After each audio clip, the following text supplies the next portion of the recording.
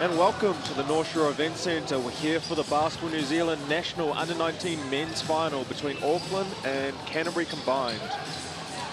Yes, it's a great matchup of two of the form teams of the tournament so far. You'd have to assume Canterbury would be the favourites here, but again, two high-quality basketball teams who played some really good basketball on the way here and were deserved winners of their semi-final matchups last night. Yeah, and we say Canterbury would be the favourites, and you would think that looking at the talent on each team. However, they matched up in pool play, and Auckland defeated them 81-80 in an extremely close match. And we'll take a look at the Canterbury side, and you see at the top of the screen Ben Harris, who played some impact minutes at the backup four for them. You've got Fletcher Arnold. They've also got junior tall black shooter Hamish McDonald. They've got their big centre, rim protection, Hayden Collier, Izzy Morris, Joel Jeffrey, sharpshooter Max de Geese, big man inside Max Darling, who will have a go against Tom Higgins today, and their superstar St Mary's Gales recruit Quinn Clinton and Sean Kelly, coach Glenn Lang. And with Auckland, we have Anthony Solomona, and Zach Rossetto, the big man who performed very well yesterday inside in their semi-final win. Lake Van Uden, Blessing Matamba-Nadzo, Campbell Green, Jack Morrison again, the big man who had some strong minutes, Leroy Brown, the sharpshooter off the bench, Marvin Williams-Dunn, the Rosmini standout and New Zealand representative, Randy Safri, Ryan Lamatia, Thomas White, the three-point threat, and Tom Higgins, the versatile big man. They are coached by Regan Harvey. And we see today the referees for the game, Brad Clive from Canterbury and Taylor Amundsen from Auckland, two very experienced referees. Taylor's had her first year on the NBL panel this year, so very sound referees for this game.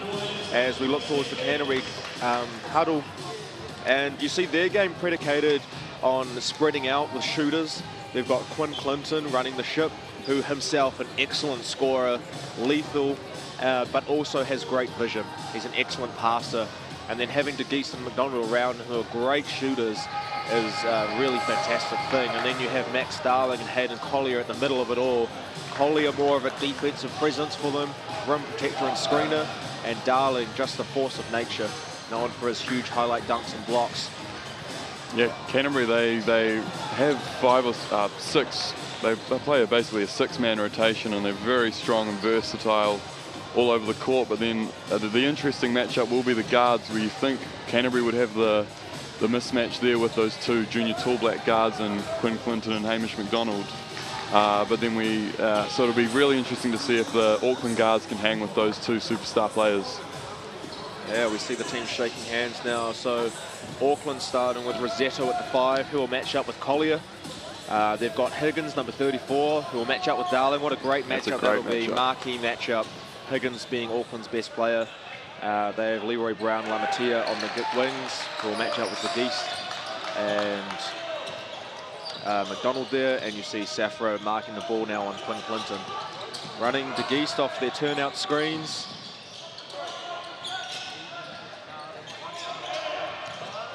And he bites on the Quinn Clinton fake. Help side has to come, frees up de Geese for a shot.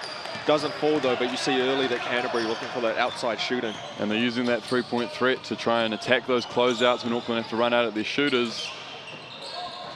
And Auckland also will look to use the three-point threat. And we didn't see a lot of that early from Auckland yesterday in their semi-final, but Laumatea early saying, no, we shoot threes. And that'll go a long way towards spreading out Canterbury's defense. If Auckland shoot threes, Canterbury has to come out and defend them, which might open up the paint a little bit for the big bruisers, Higgins and Rossetto, to get in there.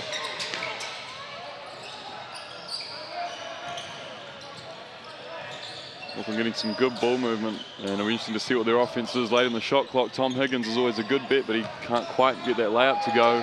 And again, great hustle from Anzac Rossetto to dive on the loose ball. Wow, Tom Higgins in Max Darling's face. That's hard to do over the length and athleticism of Max Darling. That's a tough shot to make early on. And then Quinn Clinton, that class pull up mid-range in transition. That's hard to stop. I mean, Quinn Clinton is a perfect shooter, and you need to pressure the ball when it's a player as good as Quinn Clinton, and they didn't. They let him go all the way up the court, and Quinn said, okay, I guess I'll shoot it. You're not going to guard me. As we see Higgin here, some ball pressure and... fouls on Quinn Clinton. That'll be important. I mean, if Quinn is in foul trouble, that hurts Canterbury a lot. And we already are seeing from Auckland, Higgins, their real go-to player. He's playing the 4 right now, but he can play the 3 also. He can shoot it, as we saw in the first possession of the game, and he can pass, dribble, and attack the rim, which is inside finishing part of a real strength of his game. As we see Rossetto now at the free throw line. He had a huge impact yesterday with 23 points and 14 rebounds. Yeah, he was dominant, especially with those hustle plays, crashing the offensive glass. He was immense in that game yesterday against Waitakere, and again he'll look to provide that firepower and impact at the centre position. And there you go. Knocks down that second one, makes it a 4 for Auckland, 2 for Canterbury. And again, Canterbury running those turnout screens, looking to use the 3-point threat of their 2 wing players and give Quinn Clinton heaps of space to operate in the middle of the court, and Max Darling going to the hoop is a good option. He is a strong young man. Yeah, and I mean, they're probably lucky that Quinn fumbled the ball there, because otherwise he had space to pull up there, and pulling up from just inside the free throw line is easy money for Quinn Clinton. And that's something we're going to have to look for as we progress in this game. Can Auckland guard Quinn? Because right now they look like they're having trouble. Quinn looking like he can easily shoot over Auckland's guards. Maybe they need to put Leroy Brown on him. Maybe Marvin Williams-Dunn plays more minutes than he's used to in this final, and has to match up with him. He's certainly known as a good defender, so maybe watch for that. As we see Lamatea come off a lot of turnout screens. Rossetto free inside. Nice pass. Great pass from the big man. That's good basketball right there. Great decision making from the young big man, drawing the extra defender and finding the open man, and Tom Higgins getting the open shot. That's not what you want to see from Canterbury. Yeah, Higgins starting with 3s early, which Auckland didn't do yesterday, and that'll free up Higgins and Rossetto inside, as we see McDonald missing his first shot of the game. Great drop-off pass, but they called a block or a foul? Called a foul on Max Darling there. So again, that's what they'll want to see. If you're Auckland, you want to try and draw those fouls, especially given Canterbury are only really operating off a 6-man rotation. If you can get some of those star players in foul trouble nice and early, you can open up Canterbury to having to play some of their bench players who aren't used to playing such a big role. Yeah, Rossetto doing a great job once again, just causing contact, causing problems in the middle and nailing his free throws. As Auckland opens up a nice 9-3 lead to start this game after less than 3 minutes of action. As we see Canterbury, a lot of ball movement, which is good. Seemed to be a bit of confusion as to what they were in there, and probably see Quinn Clinton look to operate. Great pass to Max de Geese in the corner, and it's not quite able to get their shots to drop at the moment. Good contests from Auckland so far. They haven't had any wide open looks from 3. As we see Leroy Brown matched up with Quinn Clinton this time. Behind the back pass to Collier. And Quinn Clinton all class, and good on Collier for catching that there. Really interesting to see a lot of stagnation, not on the ball, but in terms of player movement on the Canterbury side. De Geese was in the corner the whole time, Quinn on the wing the whole time, Hamish on the opposite wing the whole time. Maybe get some... Wow, and that will be 2 on Max Darling, and you would feel a little bit aggrieved if you were him. And we see an early insertion to the game today of Ben Harris, their undersized 4-man, and had a good impact yesterday. So Darling sits down with 2 fouls after 3.5 minutes. So it'll be interesting to see how long they sit him down for. Basketball wisdom says almost for the rest of the half to save him for foul trouble, but that's a long time to sit. And given Canterbury's depth, can they last with him sitting on the bench that long? Well, that'll be something they'll have to think about the rest of the game. If Auckland is able to stretch a lead out early on in proceedings in the second quarter, then they may have to bring Max Darling back and risk him with 2 fouls early on in the game.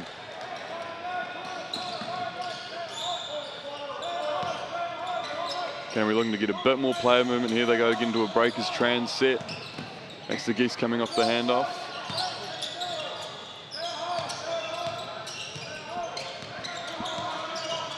Clinton's found a matchup he likes, and he's going to take that open three. Can't quite get anything to drop so far, and Auckland look to push the ball up with Marvin Williams-Dunn. It's interesting, yeah, and there's the insertion of Williams-Dunn and White early. You know, they're key players for Auckland despite coming off the bench. Very skilled point guards. Obviously, see Marvin use a Higgins on-ball screen, runs into Ben Harris. That's a classy play from the young man. And we're seeing with these great shooters, so DeGeese, McDonald, Quinn Clinton, as we see DeGeese there, these class shooters, and Williams-Dunn is one of them, just need a little bit of space to get their shot off, and you give it to them, they're going to take a mile. Yeah, we didn't see much of Thomas White in the semi-final, but he's another player who is liable to go off and nail a bunch of threes. And that's a great move, great spin move from Ryan there to finish at the rim. Getting all these extra players going, getting players other than Tom Higgins to be involved and get scoring, that's crucial for Auckland to get everyone involved. And another great steal from Ryan, reading the play in the corner there. Great kick ahead pass. Oh, and you want to finish that if you're Tom White. Now Quinn Clinton out in transition. That's dangerous. As I say that, turns the ball over and it's starting to get a bit frantic. Yeah, messy early. Ooh.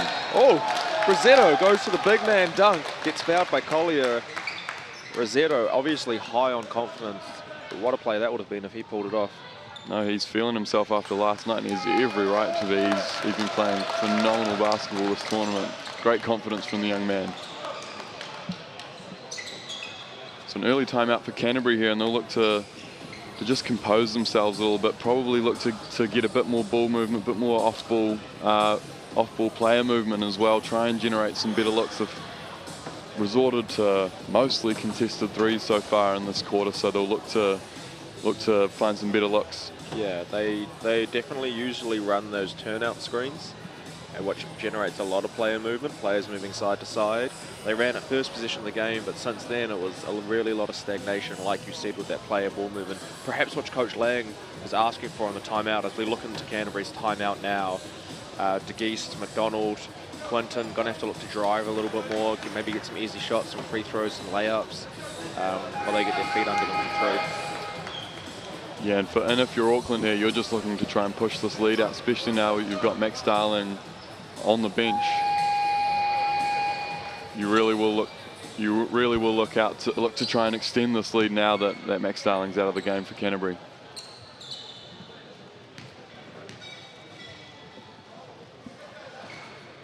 Rossetto hits the first. Great job from the young big man to be aggressive, getting to the rim and drawing that foul, and then also knocking the free throws down. Of course, as I say that, he misses the second. Seeing Auckland rack through their bench early. We've seen White and Williams-Dunn into the game. Now we see Campbell Green into the game. On the bench sitting down, Jack Morrison's ready to enter the game. So they're really utilising their bench. So I'm sure that could be a key factor late in the game as their starters are healthy. Man, that is hard to stop. Contested mid-range jump shot. There's not much stopping that. It's all you can do as a defense. They had no ball movement, no player movement, but Quinn Clinton had the ball in his hands. Oh, Thomas White hits the long two, I think it was, and with the hand in his face. He can do that. You know, he's a great shooter. He's great at using on balls and using the reads of that. Quinn Clinton's just like trying to get everything he wants, but driving into traffic. Still no cutters there for Canterbury. They're all just sort of spotting up on the outside, staying where they are. Green inside to Rossetto against Collier. Well, great second effort. And Rossetto's second efforts are really... So we see Marvin's Williams-Dunn unfortunately go over the backboard. Rossetto for his effort will come out of the game now. Jack Morrison's solid big man presence will come in the game. He was huge yesterday, taking Linus out of the game late on in the piece. He was playing great low post defense, and again he'll look to be nice and strong inside on Collier. And there we go, instant impact, gets the steal, and Auckland will look to get out in transition. And not only that, he had a great show. He popped down on Quinn Clinton and then recovered. Thomas White going off, and that's good news for Auckland. You know, Marvin hit a shot early, Thomas White's hit a shot early. Their guards have really got their feet under them. And that'll allow Higgins and Rossetto to operate inside. Oh, wow, tough non-call there. Looked like Quinn Clinton may have got fouled. Auckland really looking to get out in transition now. You can see Marvin Williams-Dunn and Thomas White are playing with a lot of confidence right now. Ball movement right into the shot pocket of Tom Higgins is excellent. And Jack Morrison can do that from time to time. He's called for an off-ball rebounding foul now, but that's what he's there for. Him, Rossetto, and Higgins are just very physical presence. And they're making life difficult for Canterbury right now because no one except Quinn is showing any ability to get into their paint with those big guys in there. Yeah, so Canterbury again going to have to find a way to generate some better looks. To get Max de Geese coming off the on ball. And it's a developing area of Max's game as he hits that three. Wow. But coming off the on ball, he sort of just comes along the three-point line. He's not really turning the corner, getting into the paint as much. And Canterbury need that right now because they're really struggling to get into the paint. And we're seeing now Campbell Green getting marked by Isaiah Morris, his first entry in the game, and Campbell Green is taking him to school. Yeah, he just big-boyed him there. Thought he had a mismatch and went nice and strong to the rim, and that's a great take from Campbell Green there. Yeah, Izzy Morris got sunned just trying to play defense just there.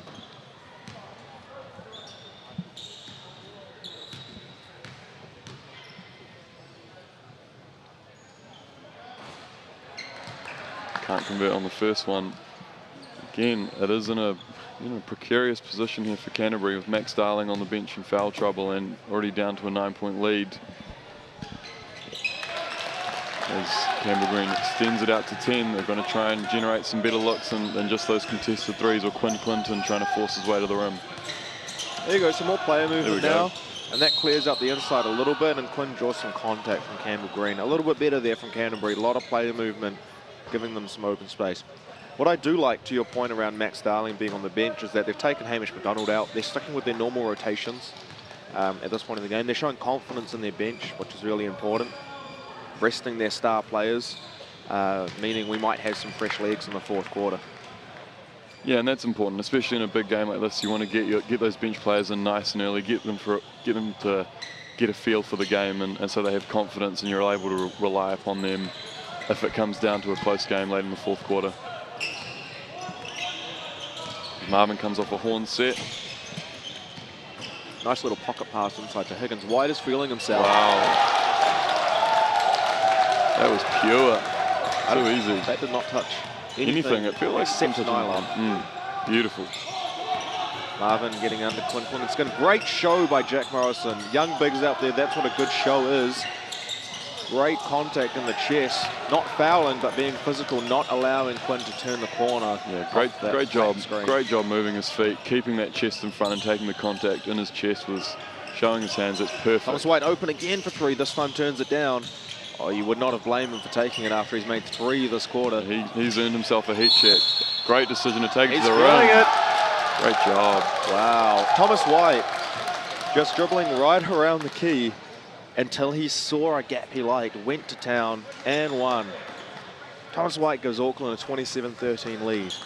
Yeah, and it's that three. He showed that he can hit that three off the dribble earlier on in the quarter, and it's that threat that's got the defense just having to be aware that he could pull up and shoot that three, and a great offensive rebound. And Thomas White! Ooh. Oh man, if he hit that, this stadium would have gone crazy. You see Canterbury really going deep into their bench now. These guys didn't play in the semis, but Izzy Morris and Joel Jeffrey, number 21, now entering the game as Hayden Collier coming out of the game. Hamish McDonald sitting out of the game. Max Darling out of the game. Ooh. Great pressure defense though from Auckland. They get called for the foul, but they were looking to really disrupt and junk up all those different actions that Canterbury had there, being nice and aggressive, not letting them settle, trying to make them catch the ball as far away from the hoop as they can. Great aggression.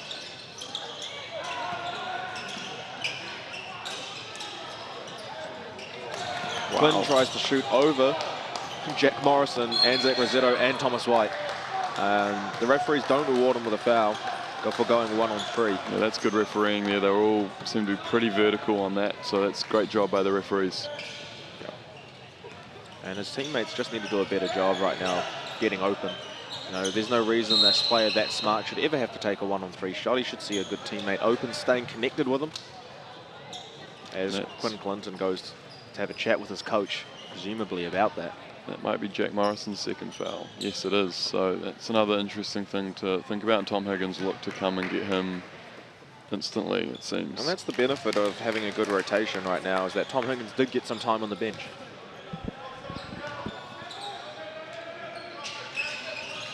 Ben Harris knocks down the free throws, and Tom Higgins will come get Jack Morrison.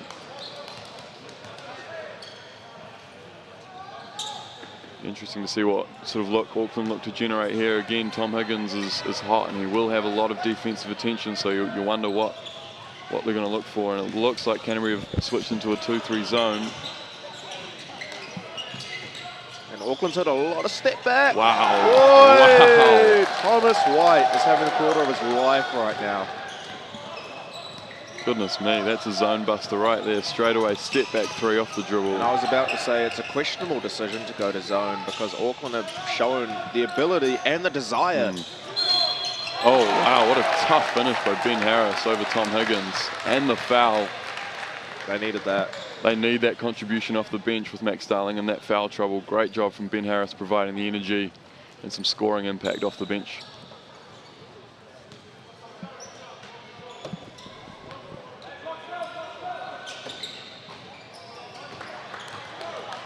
And Auckland will look to hold for the last shot here. There's only 12 seconds left in the game. Thomas White, is he going to go for an ISO here? Please go for a step back three. I thought for sure he was going to take that. It would have been fantastic to watch. He found some space. 2 seconds left, gets it to Geest. Did he? Oh. Off and almost. So end of one quarter here. We have Auckland 30, Canterbury 17. A great shooting quarter from Auckland. Question would be, can they keep it up? Because 17 points from Canterbury, not bad. Not bad. You know, especially considering Hamish McDonald and Max Darling were sitting down for a long period of that quarter. It'll be interesting to see if there's a bit of regression to the mean for Auckland there. They have been able to convert on a lot of threes, but they have been quite good looks. So you wonder if that three-point shooting is able to continue for the game. And then on the other side of the ball, you're thinking Canterbury are sure to hit some more threes in the second quarter with those three outside perimeter threats and Max de Geest, Quinn Clinton, and Hamish McDonald. Yeah, that's 100% right, and it's really interesting to see Auckland was able to sort of get their way without Collier and Darling in there. I think that's one of the first times all tournament that Collier and Darling have both been out together, and they really lost all rim protection with Joel Jeffrey and Ben Harris out there as their bigs. And through no fault of those two players, but they are significantly shorter and smaller and less wide than Max Darling and Hayden Collier. It's really hard to survive right now with those players out there for Canterbury, considering Auckland's strengths lie with Tom Higgins, Jack Morrison, and Anzac Rosetto, their dominant bigs. Yeah, and again, you see Ben Harris having a great impact with that energy on the offensive end, but again, Auckland may be looking to exploit the mismatch that he poses defensively. So again, it's interesting to see the different matchups, see what the coaches are trying to exploit, and interesting to see that Thomas White's come off the court. If I was him, I would have been begging to stay in the game, considering he had literal flames coming off the ball as he was shooting it earlier on. Coach, I'm on fire. I'm putting the ball in the hoop good. What we're seeing as well is that because Canterbury's undersized bigs, having to put so much energy locking up the inside, the outside's so free for them. As Higgins just having his way inside, doesn't quite get the shot to fall, but he's happy with that shot. When thought about the pull-up three. Great move from Izzy Morris, couldn't quite get the finish to go. Great job from Ben Harris getting the offensive rebound. The Geest asking for that foul call, as is the Canterbury bench, but no dice from the referee there as Lamatia gets the ball up top. He swings to Brown. Good ball movement against the zone for Auckland right now. Great look-away pass. Great job. That's a great pass. That's good basketball. Lamatia was open, but he forced the defense to start running at Lamatia and found an open Rosetto.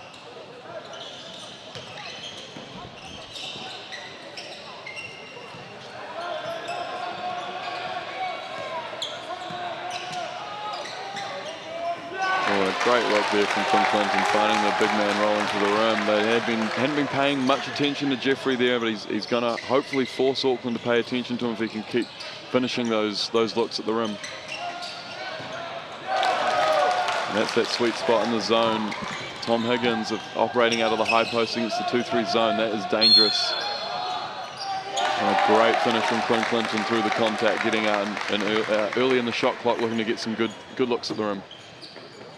Yeah, no, it's really interesting to see Joel Jeffrey got so free on that last possession. No one was there to catch that diver.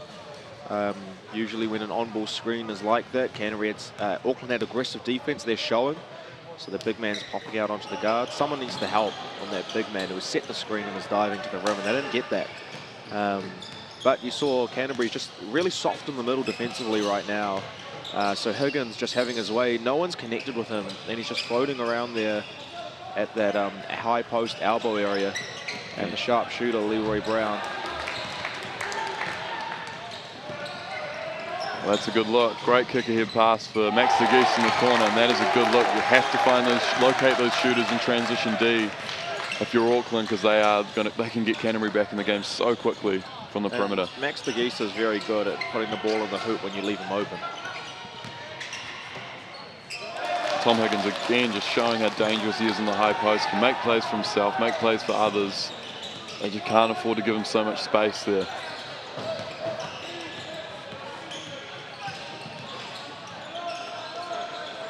We're seeing now Auckland maintaining their 12-point lead. Canterbury some more player movement now, but they're still forced at the end of the day to let Quinn Clinton do everything for them. Now Canterbury have a baseline inbounds play with 2 seconds left on the shot clock, so it'll be interesting to see what kind of look they attempt to get here. Quinn's looking for a post up. They get it to him. Rossetto comes and helps. That's excellent recognition and help from defense. Rossetto is just having a great tournament. Yeah, great recognition that Quinn did have to get that shot off with only a second left on the shot clock once he had the ball, and that's a great piece of help defense there from Anzac.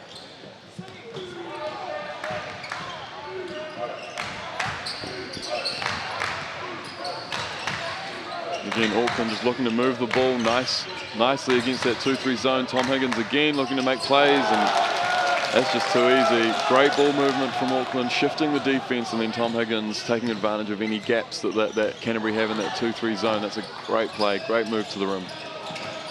A lot of player movement here, but Quinn's just having a hard time. He has to do it all by himself with this lineup.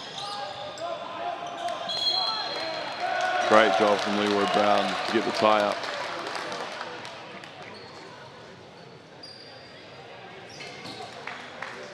And it'll be Canterbury ball. And get Collier back into the games, hopefully looking to plug up the rim a bit more. Tom Higgins has had some really easy looks at the rim. Quinn Clinton with a fantastically timed pass to Collier, almost resulting in the alley-oop, but Collier doesn't finish. Again, Collier will be in to protect the rim. Tom Higgins has gotten to the rim at will so far in this quarter, and hopefully Collier can help with that. Yeah, that's right, as we see Leroy Brown get the ball here. And Canterbury a little stronger inside now. Collier's back, but Rossetto causing him all kinds of trouble, but then Collier comes back with a block of his own. Yeah, again, great rim protection from the big man. A great kick ahead pass to Hamish McDonald, and he can't quite get it to go.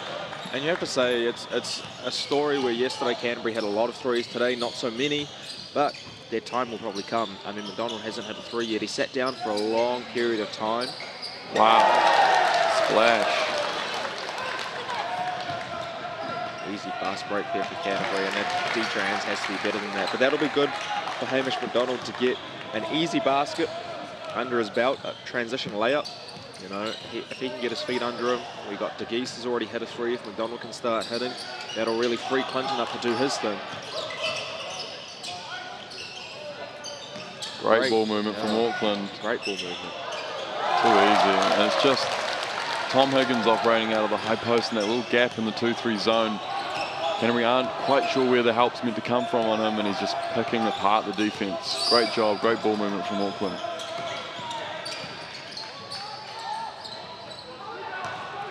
Nothing's quite going right for Canterbury at this stage.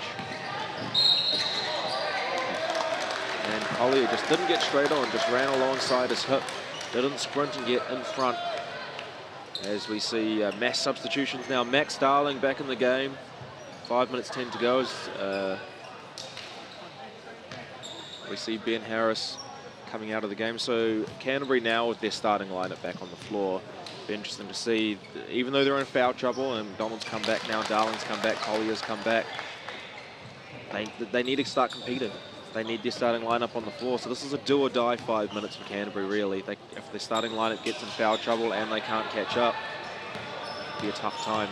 Yeah, best case scenario, they look to limit that, cut into that lead, and then also keep those guys out of more foul trouble. And they just can't quite get those shots to drop at the moment. Yeah, as we see Williams Dunn back in the game, they're doing a great job challenging DeGee's shots.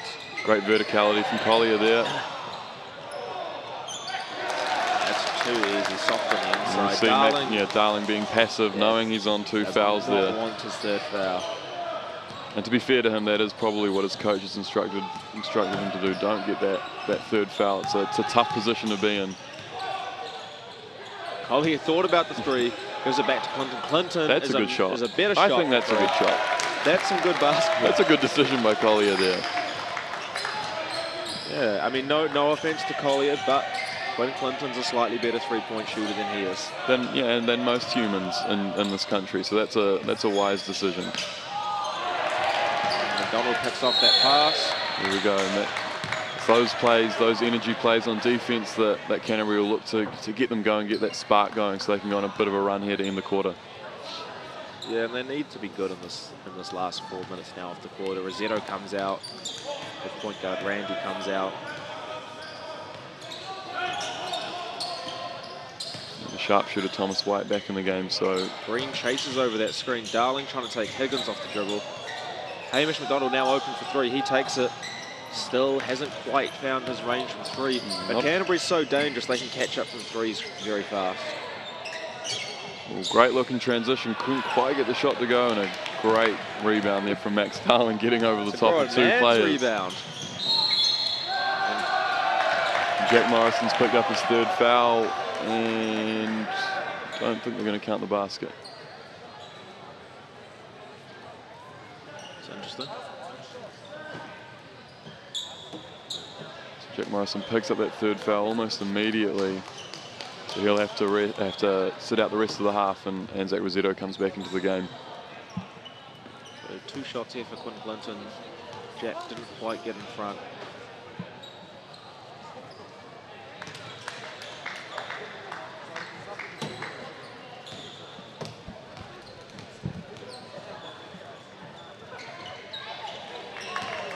Down to 13 points. Again, Canterbury will have to watch out for those 3-point shooters if they're going to stay in the zone. It looks like they're going back to the man defense. They don't want Thomas White finding any more 3s. Wow, great step through move from Marvin Williams Dunn there. And it looks like Max de Geest is not happy about the foul call. And Canterbury are going to call a timeout. Gather their thoughts. Oh, it's interesting. They just can't seem to find any momentum. Just when it looks like, all right, here we go. They lose out. They can't find anything. And what we're seeing, De Geest is bothered by the foul calls. De Geest quite isn't getting his 3s falling. Feels like he's getting fouled on his follow through. Quinn Clinton has to do it all himself. And McDonald still hasn't hit a 3. But Canterbury is able to get hot quite quickly by shooting those 3-point shots. Well, exactly, and that's the benefit of being a 3-point shooting team, a team that can get out in transition and find easy looks. It is quite easy, a lot easier to get your way back into the game if you've got a large deficit that you're facing. So the frustrating eating away a little bit at Max de Geest at the moment. You don't want that to fester and continue through, because it can impact the team in those big finals. If you let the frustration get to you in the big game, you need to make sure you find your composure and just think about the process, trust the process, trust that you guys will be able to get back in the game the way you got to the final.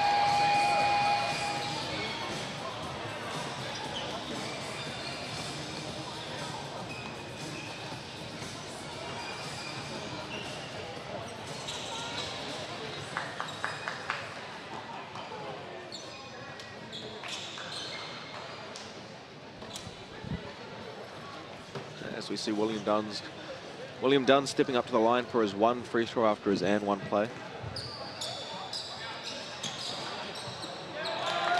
And it trickles in. And that's just the story of the game so far. Everything going right for Auckland.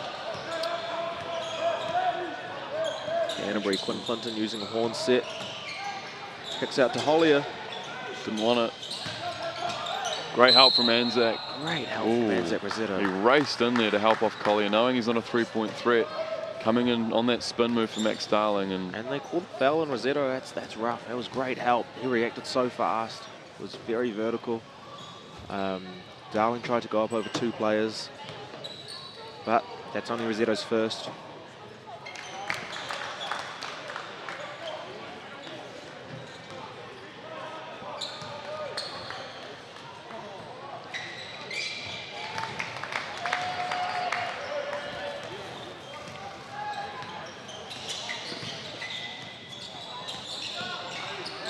Thomas White coming off a bunch of screens. McDonald does a great job staying with him as he uses Higgins' screens now. And this is Thomas White's strength. That's Thomas White's strength, coming off those on-ball screens, making the right read. And you just have to be a bit tougher than that if you're Canterbury. You can't allow those second chance opportunities. Biggs are just scared of getting fouls on the box outs. As a result, they're not boxing out, and Higgins is just getting an easy follow-through. But I like Auckland's change up in their offense, using more on-ball screens now as Canterbury slipped into a man. And that's a good move, Anzac. Well, Campbell Green doesn't really offer any help there. No. Anzac, after getting called for a foul last time when he was pretty still, doesn't really want to move this time. It was a bit gun-shy, wasn't he? Williams Dunn occupying the defense. Frees himself up for 3. A long 3. I mean, White and Williams Dunn using screens is a lethal combination. Absolutely. When Collier had Hamish McDonald open the corner and couldn't quite find him. Quinn's going to look for an on-ball. See the stagnant offense with McDonald standing in the corner, DeGeesa standing in the same place. No one's really moving. And they're finding it. Even though they are getting a few baskets, they still seem to be struggling just a little bit to find those good looks. A big difference in the second half will be, can they find some cutting? You know, they can still spot up for 3. They can cut to another spot on the 3-point line. But some more players. That is just a tough move. Great footwork from Tom Higgins. He's so good at that spin move, making sure he's not travelling, making sure he's finishing nice and soft over the defence. It's a great job from Tom Higgins. A great look inside. Quinn Clinton, so good at reading the pick and roll, using that horn set, seeing Collier dive to the rim, having the space to find an easy pass, and need those easy kind of looks to get back in the game here, Canterbury. Yeah, we see White confidently getting through the Canterbury defense. That's a nice look by Thomas White. Unlucky to roll out. Just uses change of direction and a deft sort of deception about his play to get free. Darling inside against Higgins. Oh, I feel agree there. Look like Max Darling may have been fouled a little bit on that. Yeah, he didn't think the ball was out of bounds either off him. No. He's not happy with that call, but the referees judged it Auckland's ball. As we see Williams Dunn now orchestrating Auckland's offense. They look to run a little horn set. 2 bigs at the top, being a favourite of a lot of teams this tournament. Comes off Higgins' screen. Tries to take the big off the dribble, almost does, but Collier uses his superior reach and says, no, young fella. Yeah, the horn set, great look if you've got a big who can shoot from 3 as well. If you get him popped, get a good ball handler coming off that those on-ball screens. There you go, Thomas White coming off an on-ball screen. He's going to use his mismatch with the big. He created contact. Great finish over Max Darling. Created contact with Collier so nicely to free himself up there. Finishing with the weak hand as well. That's a really great finish from Tom White there. Yeah, very skilled player. He's showing his worth now. He's showing his worth now that they're running more on-ball screens for him. And it's really good to see Auckland utilising their players' strengths. Yeah, they seem to switch to that more on-ball predicated offense once Thomas White and Marvin came into the game, and that seems like that's really paid off. And they'll hold for the last shot again this quarter, so they've got 10 seconds left.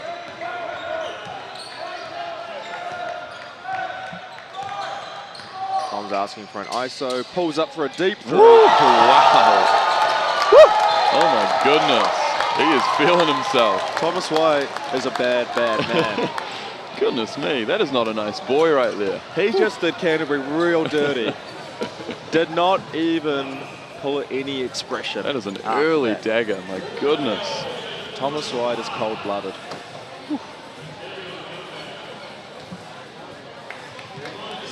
All right, so we're half-time here at the North Shore Event Centre. Under-19 Men's Championship Final. First half, Auckland, everything going their way. Auckland 58, Canterbury 41. All right, we'll see you back shortly for the second half of action here in this men's final.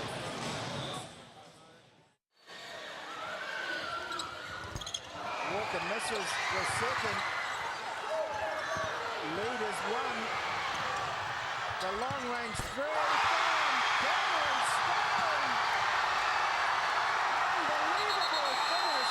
I believe there's 1 second's going to be put back on the clock, and Palmy Boys does have a timeout. What a buzzer beater. Still.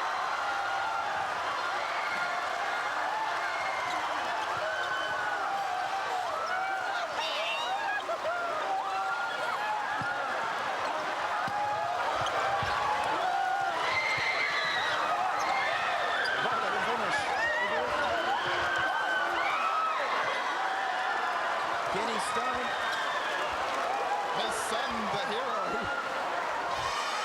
Cameron Stone hits a buzzer beater that will go down in the history of this secondary school basketball. Bring him over here. Bring him over here. Finals, and here's the kick ahead, and Stone, boom! That's a torpedo for the ages, well outside, catch and deliver. Amazing shot, amazing finish. Yeah, I mean, It's a hard way speechless, really. to lose, but, you know, and the crowd just coming on to support their Palmerston North team, who fought gallantly for the entire match. It's a win on the buzzer, the second national championship. They are back-to-back winners. Rangitoto running out winners over this gallant Palmerston North side, 82-80.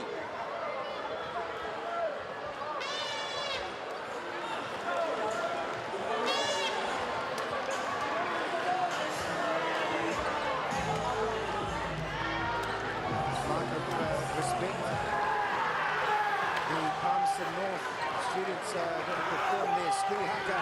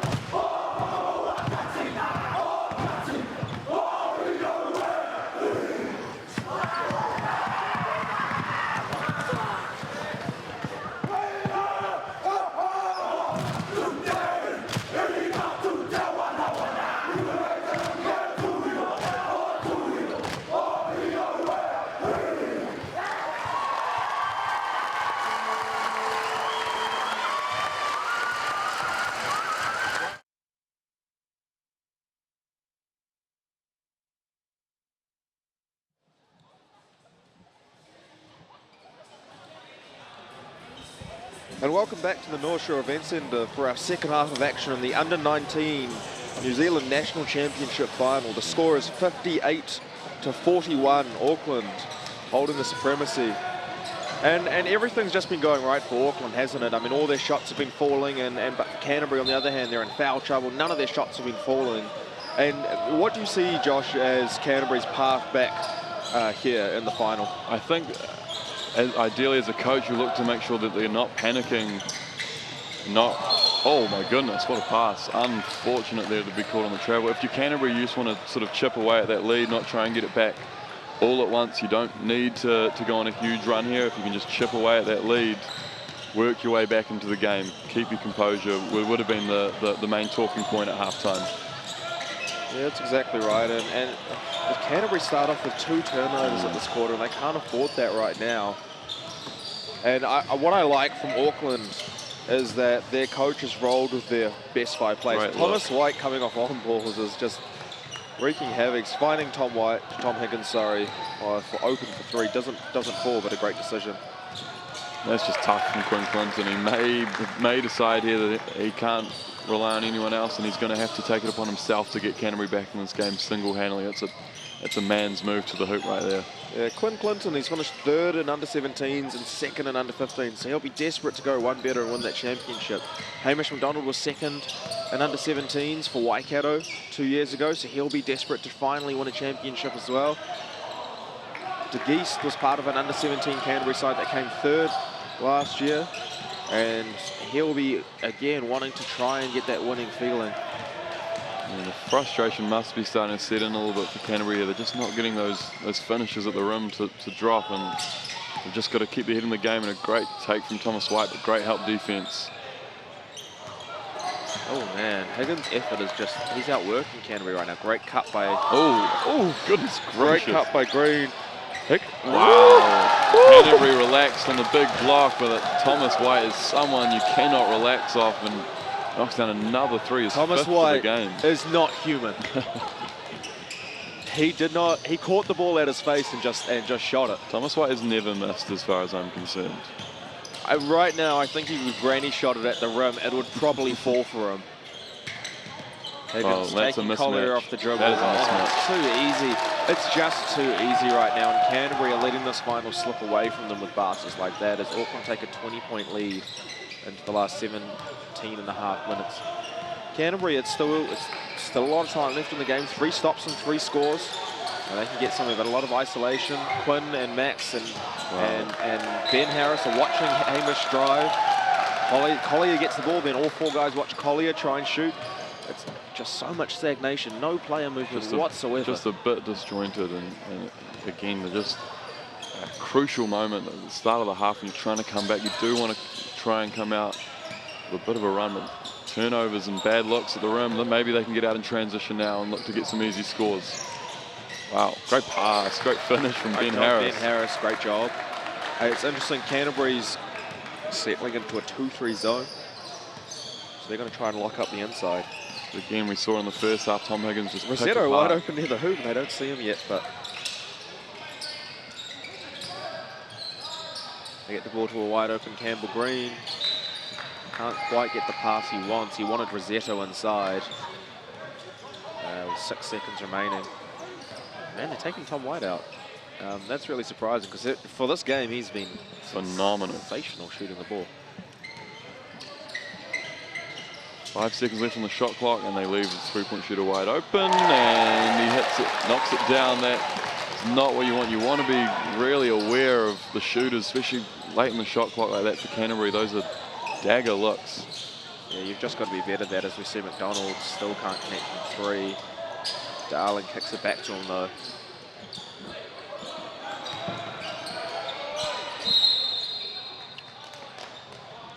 Clinton uses his savvy and experience to gain a foul call there. So everything for Canterbury just looking a little bit disjointed at the moment. Passes are being bobbled. It's just they're just not feeling it right now, and they need to start getting some good looks at the rim. Darling, wow, that is tough. Rossetto and Higgins, no match for Darling on that occasion. He just gets up off the ground, doesn't he, when he finishes? Yeah, that explosiveness is something that is just really rare. Open for 3. Wow. Auckland cannot miss.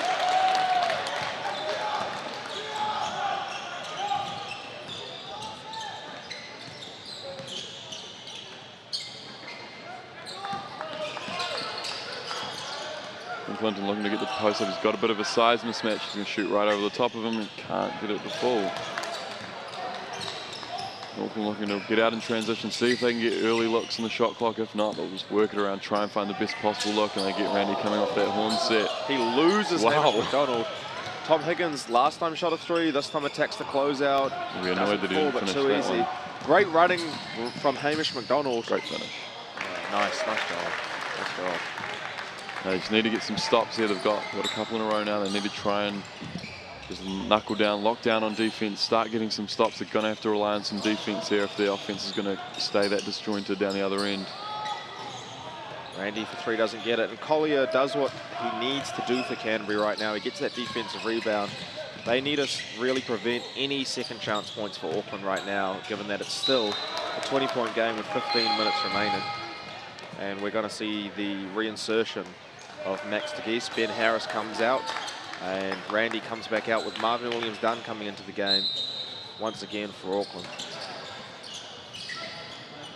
Well, Ryan just ran for a screen there. They're going to count the basket.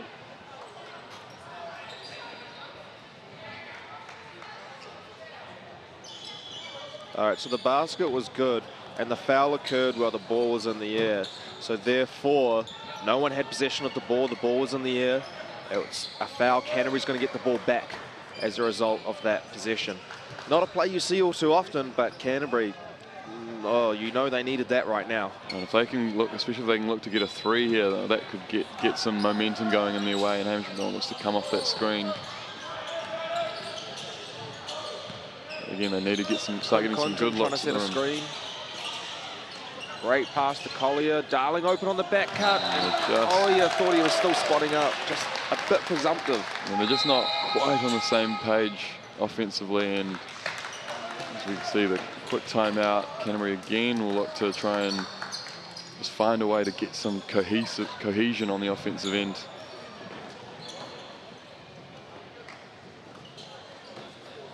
So looking at Canterbury's huddle now, they're just really not getting anything going in their offense. You know, even a little bit of momentum would be good. You know, McDonald still hasn't shot a three-point shot. Made a three-point shot. They're 3 of 14, shooting 21% from the three-point line, and that's a real killer for a team that predicated itself on three-point shooting. Not only that, they've only shot 14. You know, and they can't even get open for threes because of their lack of ball movement. I mean, looking at Auckland, you're seeing Tom White leading all scorers. Tom Higgins with 25 points and Thomas White with 21 points, doing very well. Tom Higgins also with 11 rebounds as well. He's just been a huge force in the game so far, halfway through the third quarter.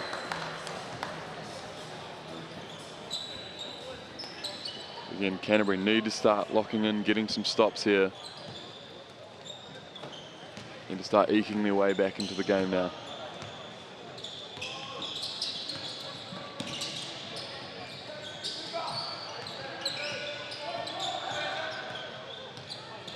Looking to get Anzac on the cross screen, looks to set the on ball for Leroy Brown. Late in the shot clock, great dish off. Ooh, and maybe a tough call on Collier there. Look, he might have been vertical. Just can't quite get things to go their way at the moment, Canterbury, and frustration's starting to seep in a little bit. That's 3 on Collier. And a decision to be made for the Canterbury coaching staff.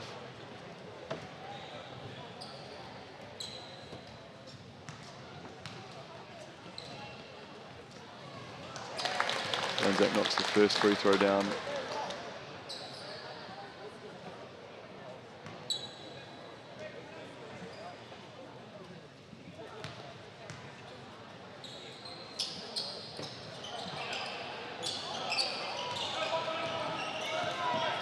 Yeah, the crucial stage here for Canterbury. They need to start eating away at this lead now. They're just treading water at the moment. They need to start just eking. Oh, great look from Quinn Clinton to the corner. And Max Darling finishes with that left hand, showing that athleticism, but also that deft touch around the rim to finish with his weak hand. It's a great finish, and Marvin pushing the ball in transition. He got up the court so fast then. And this is a really crucial stage of the match now for Canterbury. Wow, what a look. Oh. McDonald just isn't feeling it in this game. And this is a crucial stage of the match. It's 17 points. Feels like a lot. 3 stops, 3 scores. All of a sudden, you're pretty close to a 10-point match. But Canterbury just need to realise that. Tough finish from Jack Morrison. Jack Morrison finishes right over the top of Collier. Brings that lead back out to 19.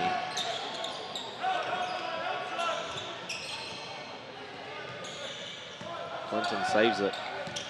Leroy Jenkins doing a great job pressuring the ball, but an easy pull-up for Clinton.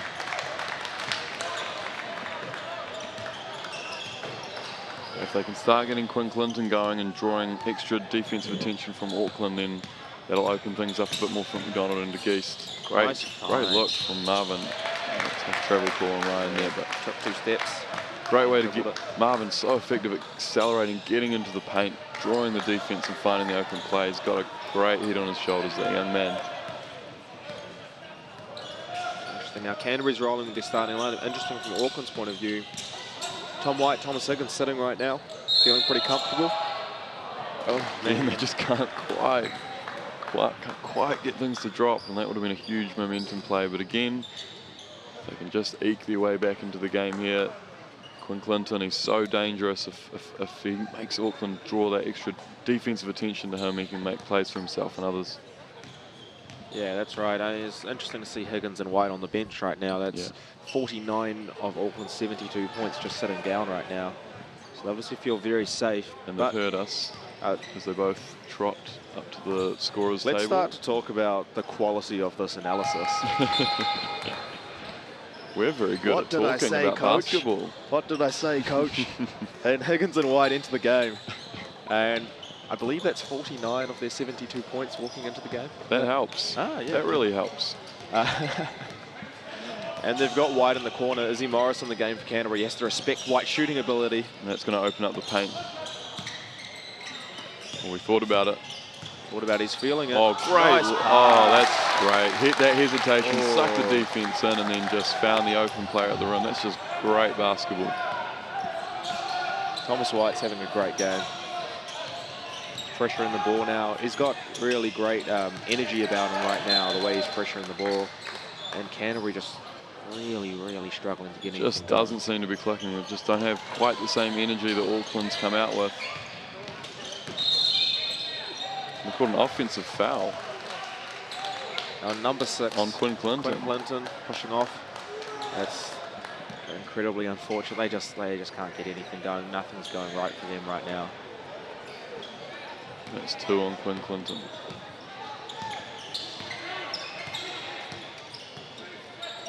And Joel Jeffrey doesn't quite come out to try. Wow. Thomas White has never hit rim on a shot ever. It's just pure nylon. I've never seen Thomas White miss. Ever. That has never happened. It hasn't. Oh, great step through by the big fella. Ah, nice.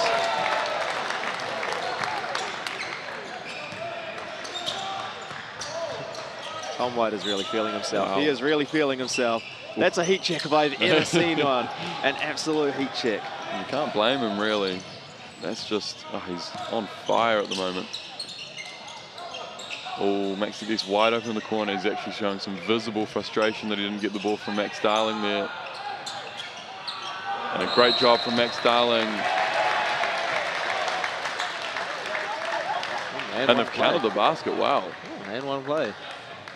Foul on Jack Morrison, or is it on Marvin's William Dunn? I think it's Jack. It might be his 4th. Yeah, and Jack's 4th. We'll see Anzac comes straight in for Jack now that he's picked up that 4th foul.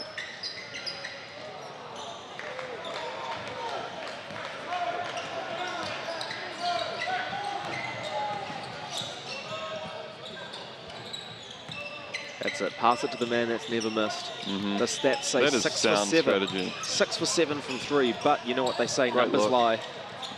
Marvin Williams done for 3. That's just great basketball from They Auckland. cannot miss. They absolutely cannot miss. And that second pass from Ryan to find Marvin, it was a bit deep, but his feet were set, and he has the ability to shoot from that range. It was a great look, great ball movement. Auckland are just playing some fantastic offensive Auckland basketball. are shooting over 50% from 3. That'll get it done. 12 from 23, and man, they just, there is no answer for that. No, and it's not like they're just pulling up and shooting all contested threes. They are really moving that ball around so well, getting that dribble penetration, then looking to find the extra man. It's just great basketball.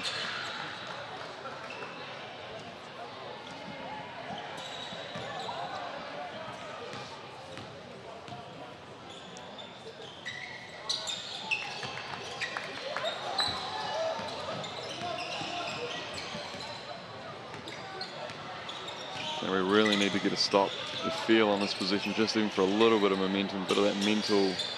Higgins side. isolated. They find a wide open Laumatia. That is a tough finish. Wow. Oh man, they can throw anything at the hoop right now and it will go in. Tom Higgins got away with a foul call, no foul call there. Looked like he got Max Darling on the wrist. Auckland's in the bonus, so they need to be careful. But Quinn's going to ask for a screen from Joel Jeffries to close out the quarter. Rejects it. Oh, what a finish from Clinton. Ryan.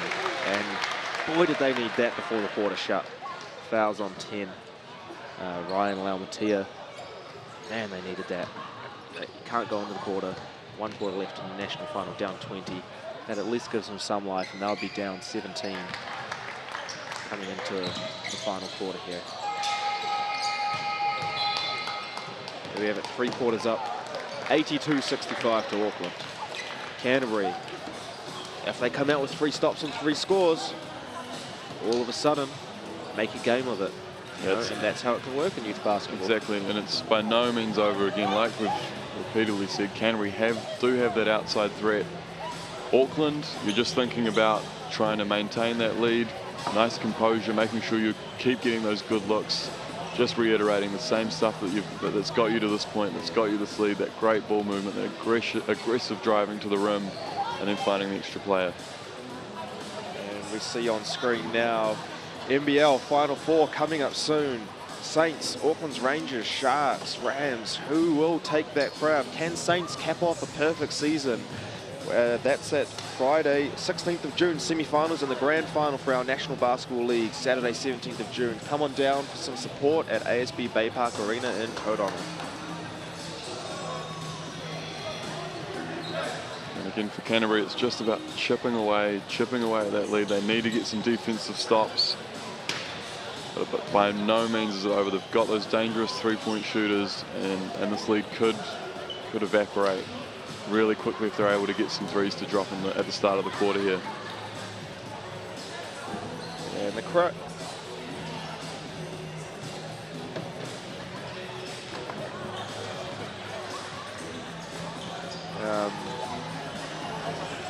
We see here crowd building.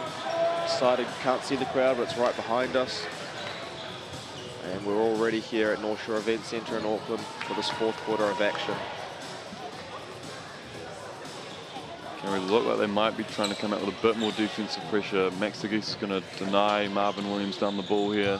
They're definitely in man-to-man now, which is good to see. I mean, they need to do something different. And Marvin Williams gets downhill. No dice. And that's exactly what they needed, to get a quick stop there. Look to see what they can get. DeGeese for 3. Wanted that. They wanted that. Great cut. Thomas White. Great job, Anzac Rossetto, crashing the boards. If Joel Jeffrey just haphazardly hucks it. Uh-oh. Thomas White thought about it. Great job pulling it out, trying to find the best possible look. In my opinion, Thomas White should toss it towards the rim every time he touches it. Yeah, it's hard That's to a argue man with shooting that. 6 of 7 from 3. Wow, ooh, unlucky Anzac Rossetto. Great move, great footwork. And easy to forget we're in the under-19 final, but Anzac Rossetto's an under-17 player. And that is a great move from the young man. Ooh, and he did just get fouled at the rim there. Great look, great dive to the rim from the big fella. And this will be huge if we can hit these 15 points, stop on a score, you're at 13 points. Really important. Yeah, by no means are Canterbury out of this game yet.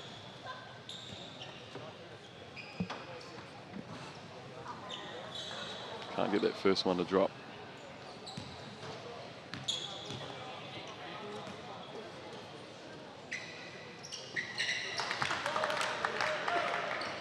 Nails that second one though, takes the gap down to 16. This is a critical, we've only got just under 9 minutes left in our national final, a critical juncture for Canterbury. Yeah, and again, stops. It's the name of the game here. They need to get some defensive stops. Oh, great pass from Thomas White, and great help from Izzy Morris to disrupt the finish from Anzac, and now Canterbury look to get out in transition. Great cut, great pass. There it is. Deflected right into the hands of Quinn Clinton. And that's what they need, just a bit of luck. Luck hasn't gone their way so far in the game, so Canterbury were really excited to see that that worked out for them. Finally, something goes right there for Canterbury. Thomas White kick out to Marvin, and here we go.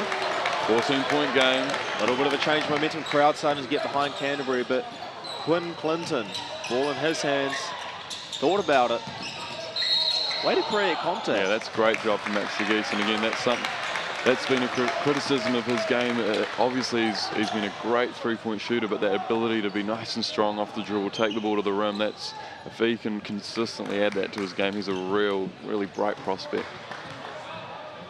Yeah, no, for sure. And with these two free throws, he could bring the game back within 12. We see now Hamish McDonald's been reinserted into the game. And Ben Harris has come into the game with Izzy Morris and Joel Jeffrey sitting down. Dances on the rim, but we might have a ball game. Momentum turned, and it's just a 12-point game. 8 minutes to go, Canterbury. The energy's different. They're pressuring the ball. They feel like they're back in this game. Desperate to get some stops here. Huge defense chance erupting now. Crowd's really getting behind Canterbury. Before the game, they weren't an underdog, but who doesn't like an underdog right now? 72-82. They are right back in this game. Great job from Canterbury. Youth basketball, how about it? You can always rely on some weird stuff to happen in youth basketball. That's why March Madness is such a well-known event that people love, right? Because anything could happen. Thomas White. Ooh. Hamish McDonald with the block. And that's all they need, a little bit of momentum. And here we go. Here we go, and the crowd's into the game. We've got ourselves a ball game here. Canterbury have cut it to 10, and Auckland call a timeout to regain their composure. From the Auckland point of view, I mean, I'm really interested to see. I think this is probably their best five. Yep. With Brian, Marvin, and Thomas out there with Anzac and Thomas. And it'll be interesting to see whether they roll with this five who have performed the best on the day, or they're going to roll with their starters. We've got Randy and Leroy Jenkins. Leroy Brown, sorry. But, you know, it'll be interesting to see whether they roll with their starters or roll with their best five, especially as now the pressure comes on. You know, Canterbury's now within reach of you, and there it is. That's what we're playing for a national championship. And Canterbury and Auckland, neither of these teams have won a national championship over the last 5 years in New Zealand junior basketball. And wouldn't these players, these decorated players who have been to New Zealand teams, all sorts of tournaments overseas, they're getting scouted by American colleges, but wouldn't they love to get their hands on a national championship? It's eluded these players for so long. And especially for guys like Quinn Clinton, he may not have another chance at New Zealand representative level to win a national title, so he'd love to go out as he heads to St. Mary's on top. And pass. Ryan takes it very long two at the end of the shot clock. Had to shoot the ball, shot clock winding down. All of a sudden, a lot of momentum for Canterbury as Thomas White tries to harangue Quinn Clinton.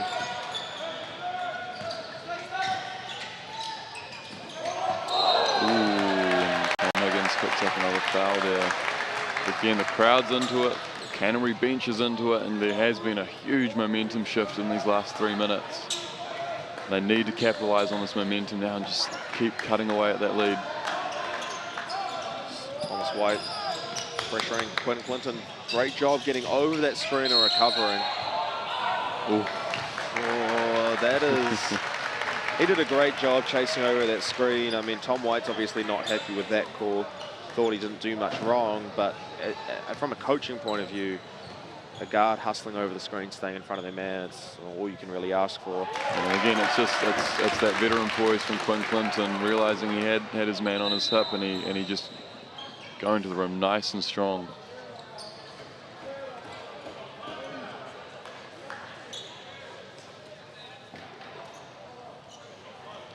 So that foul there is Thomas Higgins' third foul.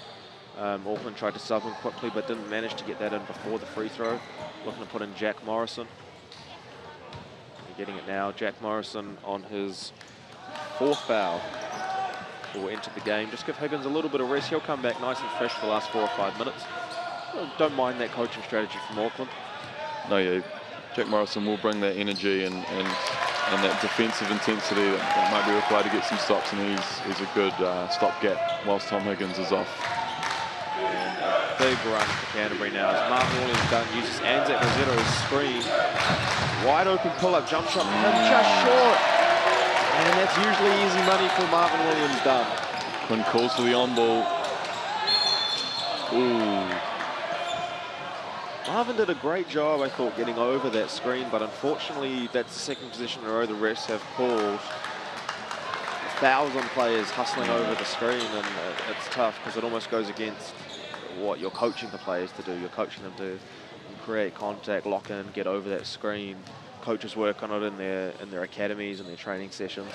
And another big story here is that Auckland have committed 5 team fouls already in this quarter. So Canterbury, anytime they get fouled now, they'll be going to the free throw line for the last 6 minutes and 38 seconds. So that's a huge storyline going forward here.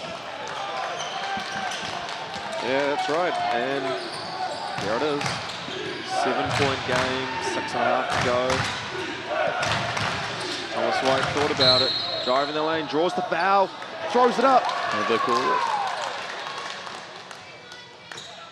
Oh, and they're calling before the shot. Calling on the ground. A very disappointed Thomas White standing on the free throw line, waiting to take his one shot. But ball on the side for Auckland. That's the first foul called in Canterbury this half.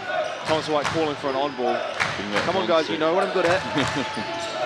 Comes off his on-ball, gets Ben Harris on his foot. Finds Ryan Lamatia, who finds Thomas White. Great ball movement, step back. That's back high. And great job from Jack Morrison. From Jack Morrison. And Thomas White. Thomas White chucks, has a go for fun. Why not? Why not? He's never missed. Never. Going to play it again. Jack Morrison, he's provided that energy for the whole tournament for Auckland. He's been that's a great impact from the young man. A huge play when momentum's going against Auckland. Yeah, that's right. I mean, Marvin and Thomas White great at using on-ball screens, so I'm liking this Fawns action they're running. Gets Max de Geese on his hip. They call Max de Geese for a foul. I mean, what you can say is the calls are consistent. Yeah, they are tightening up now as the game gets down to the crucial end point. So both teams will be looking to be nice and aggressive going to the hoop, knowing the fouls that are being called. Oh, a lot of contact wow, there. That's a tough move. But, you know, the scouting report on Thomas White, he never misses. Yeah, that's right there in the scouting report. This kid has never missed. Do not let him get a shot off or you're in trouble. Anzac Rossetto showing on Hamish McDonald, finds a wide open Ben Harris, who turns down the three, takes it right. Oof, wow. Threaded the needle to Darlin. What a look.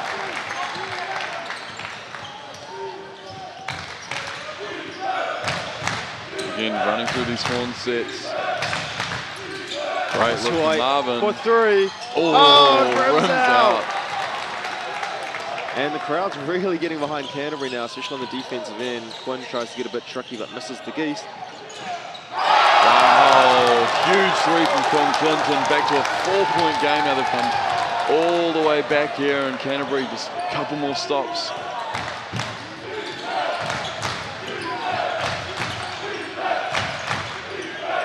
Williams done for three. Doesn't drop. Quinn Clinton coming the ball back. 4-point game.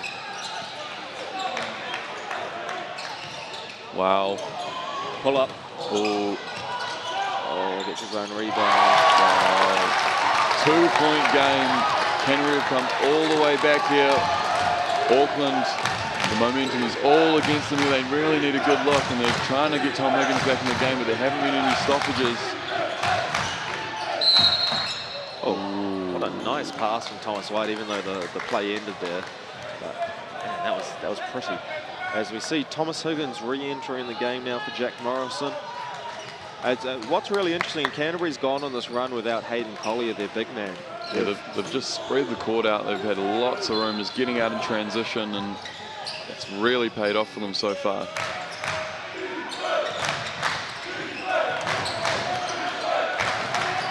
Now it's Auckland that's a bit stagnant. Yeah, they are. And a lot of end of shot clock shots, and Quinn Clinton in transition, dangerous. Ooh, when he thought about it, McDonald, if he had made a few more earlier in the game, you have to feel he would have pulled that shot there. That's a shot. That's a good. Oh my goodness! Lord! Wow! Tie ball game. Max Darling almost breaks the rim at the North Shore Event Centre. My goodness, we have a ball game. 84 all. Under 4 minutes to go, and all the momentum's with Canterbury now. Thomas White pulls up.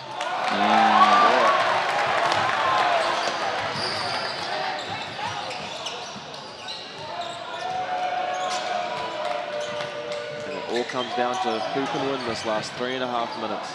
Great box out from Thomas White there. They get out in transition. Great take from Marvin Williams Dunn. Just a bit sloppy. Those Canterbury players have been out there for a long time now, and they were pretty slow to get back in transition. It was a great opportunity for Marvin to get to the rim and draw that foul.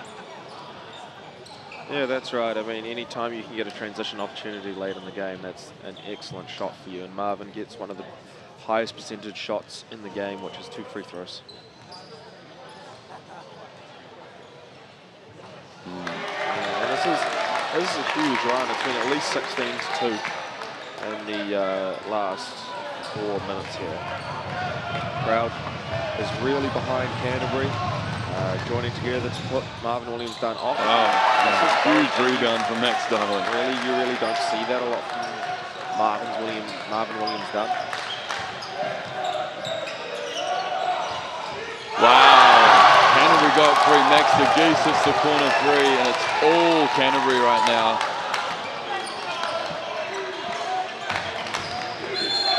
And the offensive foul call on the Zeto.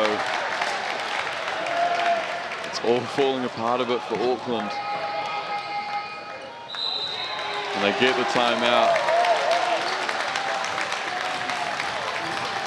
Auckland are going to need to regather their thoughts. That's their second timeout of this half. They only have one left. That's all they have yet left to use. And who would have thought? And you see Coach Regan Harvey urging his troops to regain their energy, probably reminding them, hey, yes, we were up 20, but forget that. We're down 2 now. It's a very close game, a lot of time. We're in this, they're in this. Yeah. Here we go. You just have to reset a bit. Before the game, you would have taken this situation absolutely against a strong Canterbury team. So just reset here. It's just a basketball game. Yeah, They've just got to keep their composure here. From Canterbury's point of view, they're obviously gone on a very big run here, and they've done a great job with Ben Harris, their undersized backup 4-man, playing a lot of extended minutes in this game, and he's been very effective. Knows his role, hasn't tried to take really any shots, but has just done all the dirty work that allows those other guys to free up. And that's how you win a championship. Oh, absolutely. And here we go. What'll come down to which team can perform in these last few minutes now. Can Auckland, Rosetto and Higgins use their second effort, their rebounding capability to out-rebound Canterbury, gain second chance points for Auckland late? Or can Canterbury sharpshooters, Hamish McDonald, Max de Geest, Quinn Clinton, can they utilise their three-point shooting ability to outshoot Auckland on their way to a national title? They have to feel it's imperative that they get a stop here, Auckland. It's a great flare screen for Max de Geest, and he can't quite get it to drop. But the looks are happening right now. Canterbury's being more efficient. And you see that's the player movement we're talking about earlier in the game. This time they're setting a screen, a shooter coming off a screen, rather than a more stagnant offense that they had in the first half. Going to their main man, Tom Higgins, draws the double team. He's got Ryan open in the corner. Can't get it to drop. Anzac, great second effort. Second efforts. Ryan with the great cut inside to Higgins. Great basketball. Great basketball. So they tie the game up with a second effort. So that's what it comes down to. Start of the game, we talked about Canterbury's three-point shooting guards versus Auckland's rebounding bigs. Let's see what this game will produce. The Geese with the pull-up. Wow, in his face. Goodness me, that's a tough shot. Some big shots coming down the stretch from both teams there.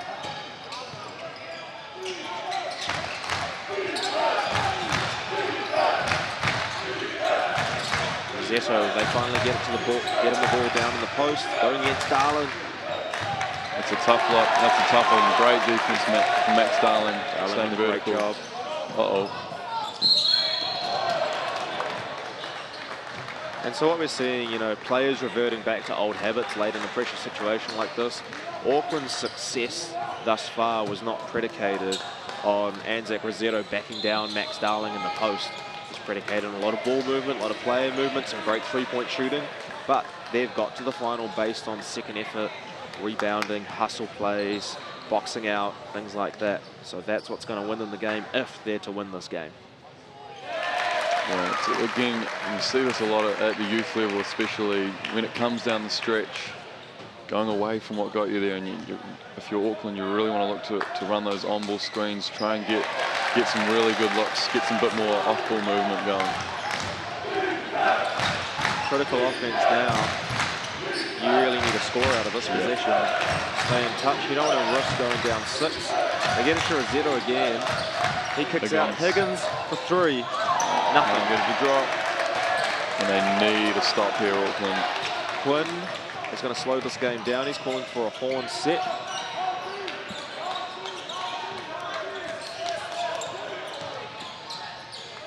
He's going to use the shot clock. 10 seconds left on the shot clock now. Great pass to McDonald. Wow, they need to run in transition here, Auckland. They need to take care of some opportunities, but good transition D from Canterbury. Oh, and a charge! Wow, great defense from Hamish McDonald, underpinning Canterbury's shooting efforts. And Canterbury will get the ball with 55 seconds remaining in our final. Auckland need to stop. They have to, again, they have to get a stop here. And if they do not get a stop, they're down 6, and they have the ball with around 35 seconds left. That's a tough ask. Even tougher is defending Quinn Clinton. Yes, it's easier said than done here. They're so lethal offensively here, but Auckland just have to lock in and knuckle down and get a stop. He opts to give the ball to McDonald, who takes Rossetto. Wow, great job from the big man, but Max Darling, and they've got a new shot clock to use. And now they're in real trouble here, Auckland. You need to potentially consider.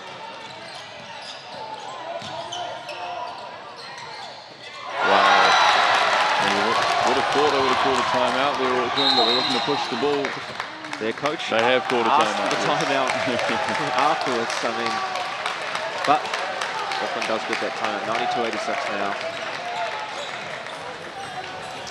Yeah, so again, Auckland, you're in that point where you have to really consider looking for a 3 here to get yourself back in the game. And the problem coming back against Canterbury is they've got those potent free throw shooters, and it's hard to work your way back into the game in this situation when you're fouling and putting the other team on the free throw line if they're able to knock their free throws down. So yeah, really tough spot, Auckland now. That's right, and they have to go for a 3-point shot right now. And so they've got a player on their team that's 6 of 9 from 3. So Thomas White may look to get the ball here. Interesting they don't put Marvin Williams-Dunn in there. Really good 3-point shooter for them, but they've chosen to keep him out of the game at this late stage. And we turn our attention to the Canterbury team then. I mean, you look at Quinn Clinton, let's look at their star player, Quinn Clinton. In under 15s in 2014, his team was up 18, and they ended up heartbreakingly losing that final to a North Harbour side. 2 years later, again, they were up 18 within the 4th quarter and heartbreakingly losing the semi-finals to Waikato. Now under 19. Oh, huge steal. Maybe a treble. Yes, they did. Oh, Ben Harris, the great hustle play to get the steal there, but they called him for the treble. And he disrupts Auckland's sideline play, which they drew up in a timeout, which makes Auckland's timeout near redundant. And they're out of timeouts here. Auckland in a really tough spot to get a good look here. And Tom Higgins will, Thomas White for a 3. Shake and bake, come off the screen, shoot this. Well, they gave him some space. Oh, couldn't get it to drop. Ends up Rossetto for 3. No! Oh.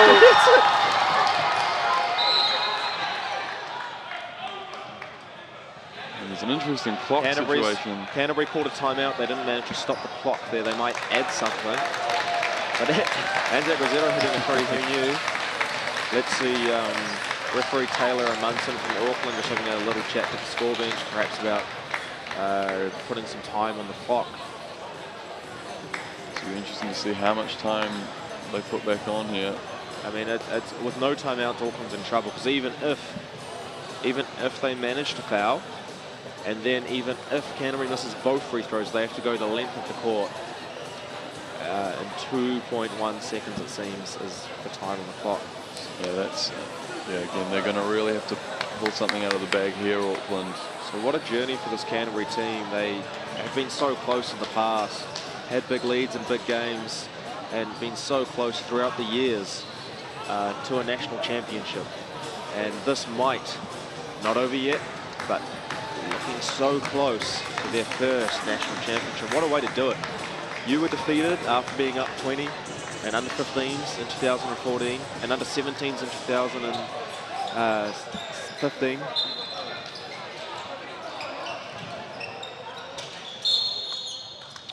They foul. It is the man to foul, you'd think, out of everyone on the court, but I mean, only 0.8 seconds to go. It's a tough spot. I wouldn't be surprised if Max DeGeest just whispered in Max Darling's ear, miss the second shot, make sure it hits the rim, don't enter early, and we have ourselves a championship. All redundant if he makes that first free throw, though. Laps. Ben Harris was in all these teams. Max DeGeest joined Canterbury last year, coming third in the national championship. Max Darling joined Canterbury this year, coming from Tasman after they finished 9th last year in under 17s. And there it is, your under 19 New Zealand national champions, Canterbury. 94-89 final score. What a great team. Went through the tournament with some great wins, and full credit to them. They really deserve a great job for both teams. Yeah, great final, great comeback from Canterbury. But yeah, great men's final we've had here. Two great finals in both the women's and the men's. Canterbury, a heroic job to come back in this men's final.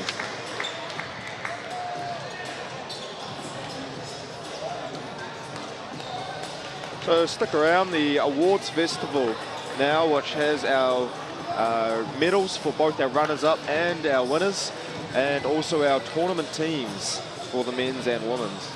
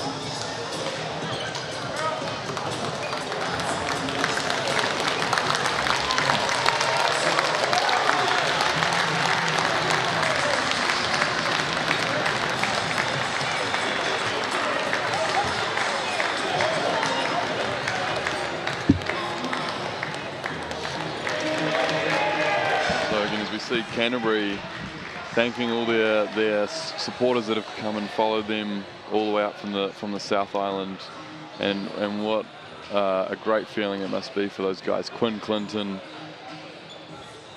finally getting that national championship at the age group level that he's so desperately wanted. So that's a great job for Canterbury there.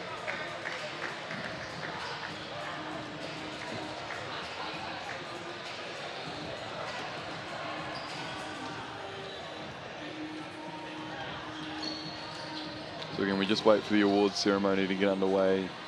Both the men's and women's championship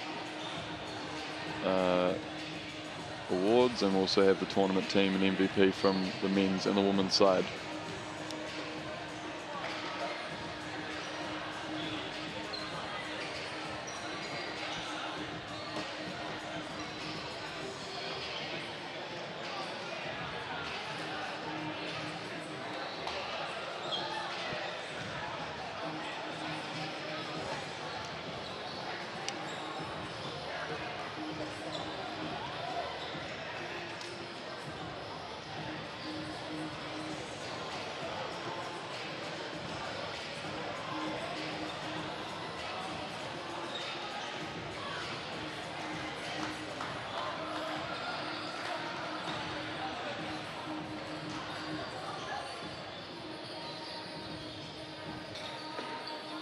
So you see those Canterbury celebrations. An amazing effort to come back from 22 points down in the fourth quarter after those in the previous age groups losing similar deficits in knockout games when they've been up, and so they'll feel really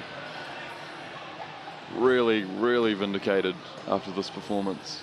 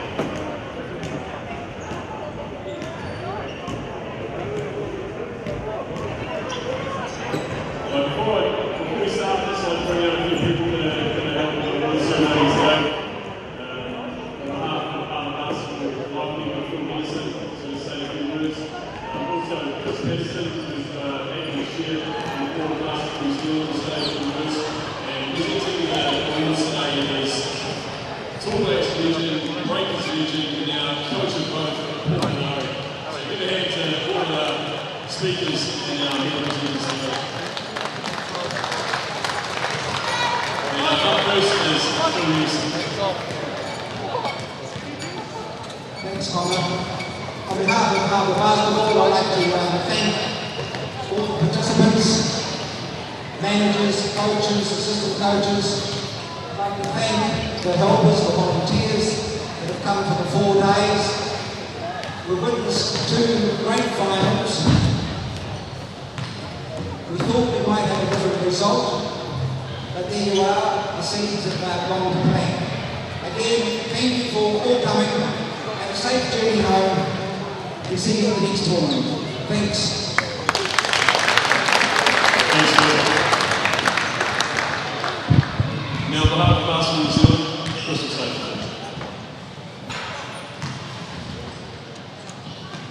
Okay, I'll give you a commercial plug our way. So thank you very much to MTEC and to Lindsay Hero for their support. These events will cost money, and without commercial support, it makes these events very difficult. On that note, thank you those who do make these events happen. First of all, thank you very much to the parents that laid them on. Each of your children have an immense amount of talent, and that talent shined out over these last 3 days. You are their strongest advocates, and you're the ones that will make their talent shine through.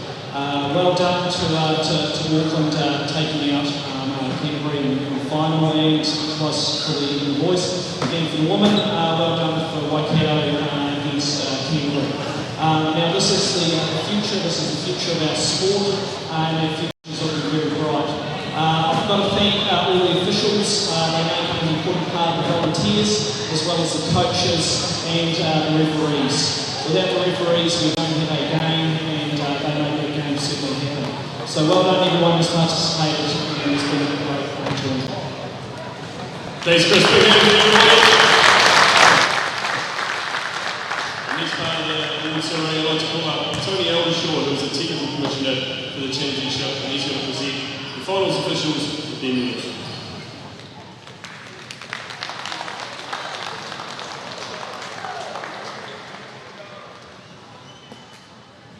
So for the bronze matches, I'd like to call on for the women's, Sydney Smith and Campbell Masters.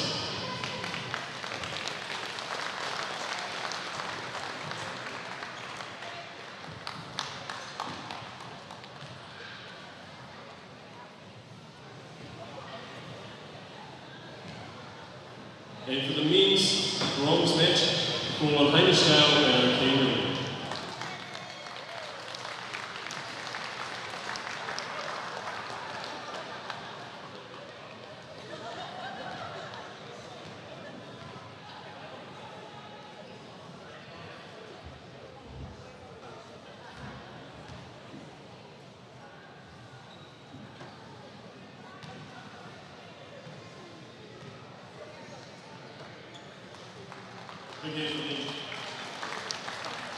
For the championship women's final, we call on Reece Hamilton and Duran Pugh.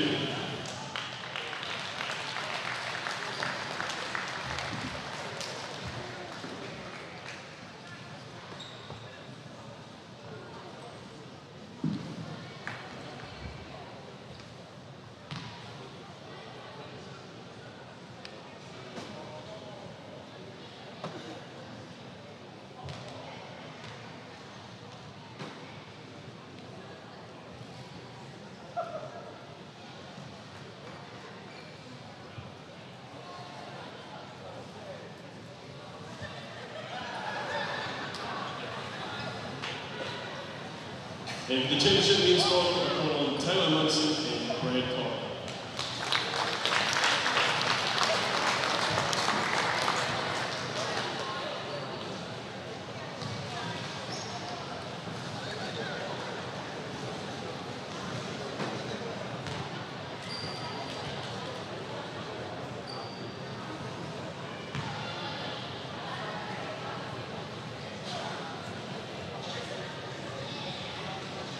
Please put your hands together for all officials that have been here this week that have done a good job.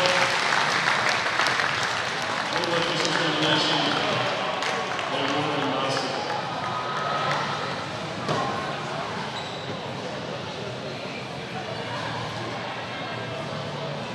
Now moving on to our first medal winners for the championship.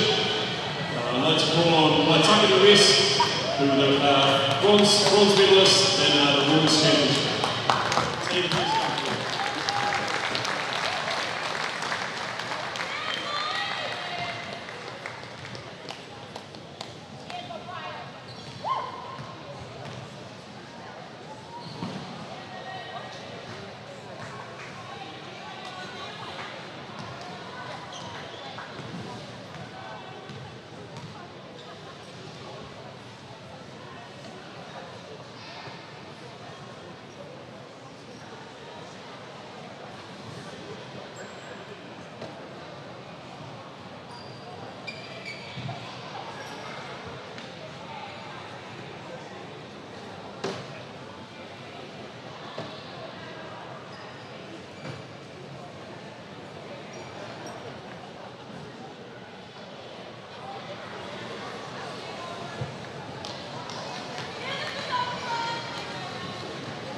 A big hand for Waitaki West, third place on the women's.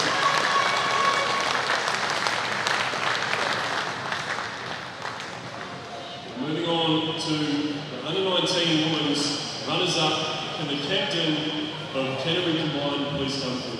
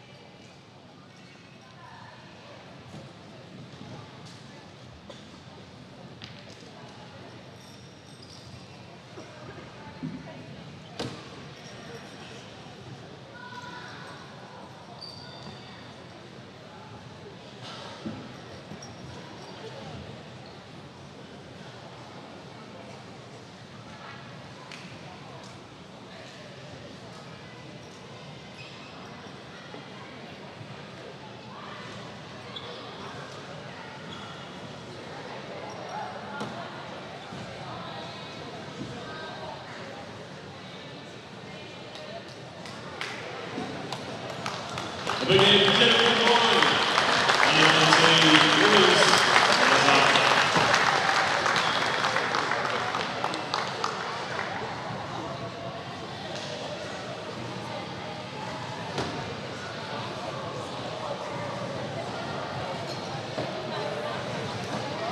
Alright, now moving on to the under-19 women's champions. Big hand for Waikato. Captain, please come forward.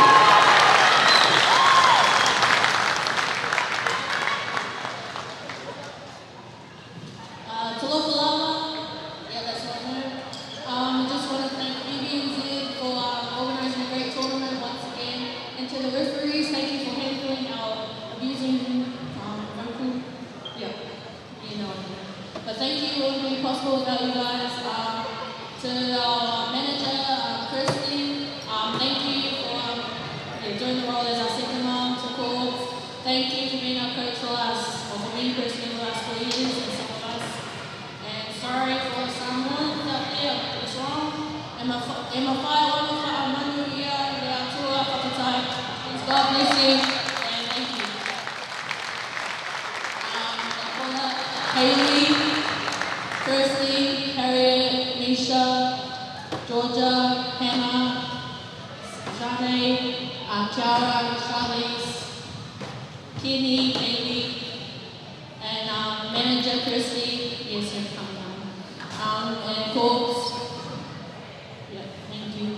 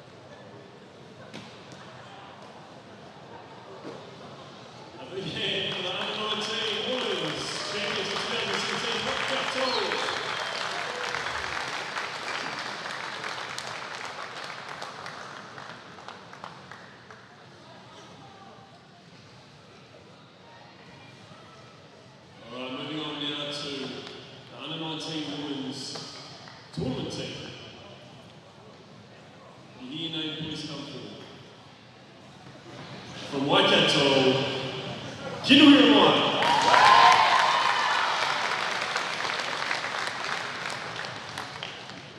From Taranaki, but I think they've already left, even later. From Waitakere West, Rihanna Rangi. From Counties Medico, Trinity Pale. From Canterbury Combined, Israel McGoldrick.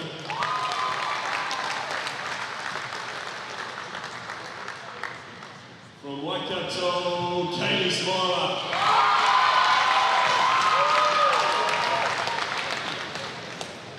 From Canterbury Combined, Amy Brook. From the capital city, Soraya Panisi.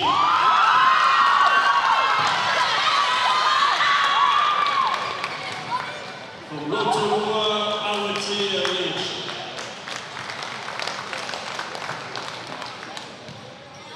And last but not least, an MVP, big hand for Charlize Walker.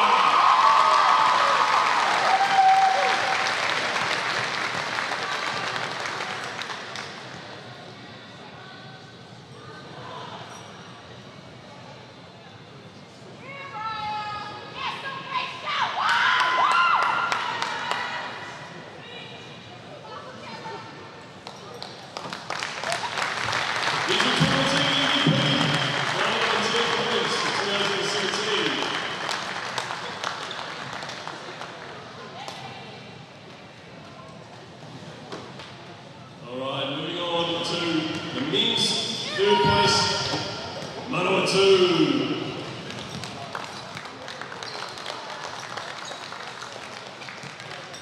Please come forward, lads.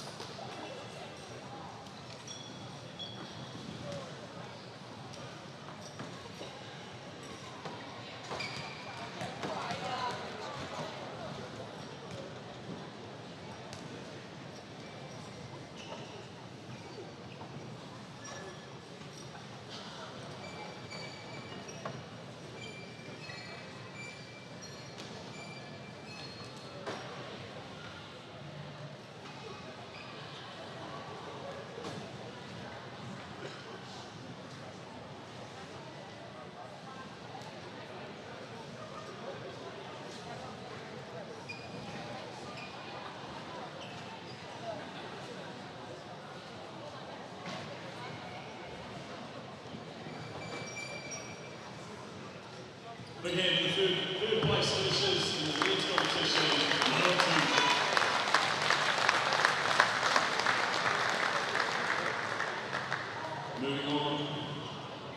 Moving on to the runners-up in the Under-19 Men's Championship, Auckland A. Can you please stand for the captain come forward?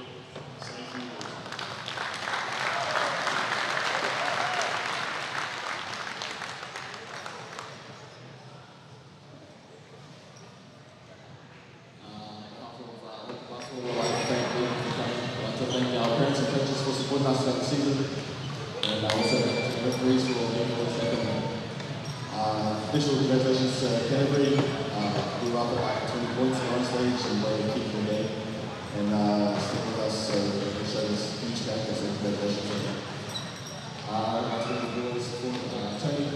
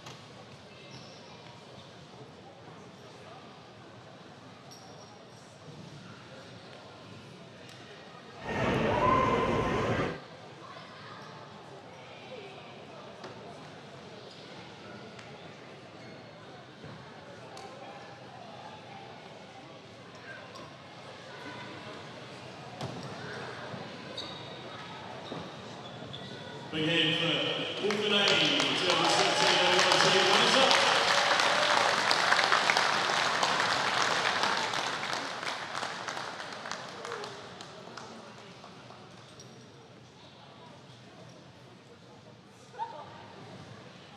Moving on now to the under-19 men's champions, Canterbury combined red. Representing the captain.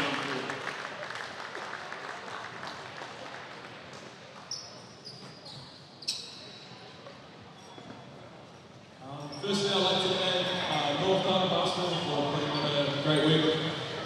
And secondly, I'd like to thank the officials and all the volunteers this week wouldn't be possible without you. Next, I'd like to thank our coaching staff, Glenn, Jules, and Ryan. Thank you very much for everything you've done this week and all the build-up leading to it. Thank you to Raywin. Thank you very much for all the meals. Everything you've done for us this week has been awesome. For Auckland, thank you for a great final. You guys are a super talented team, well coached. It was a really tough game. That's about it. Thank you very much.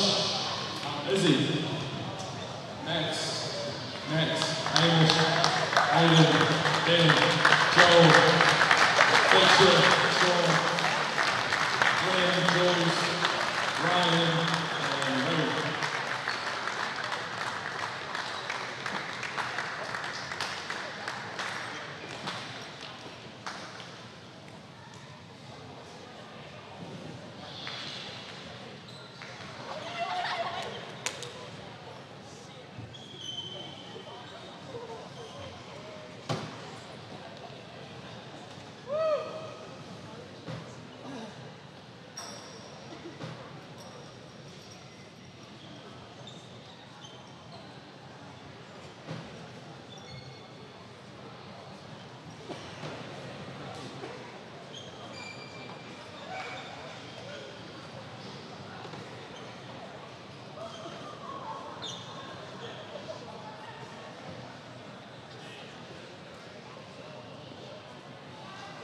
U19 champions, Canterbury combined red.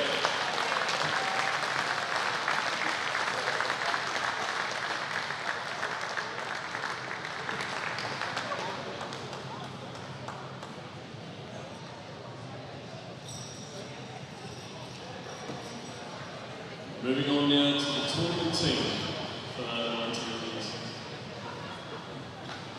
From Capital City, Matt Bryant.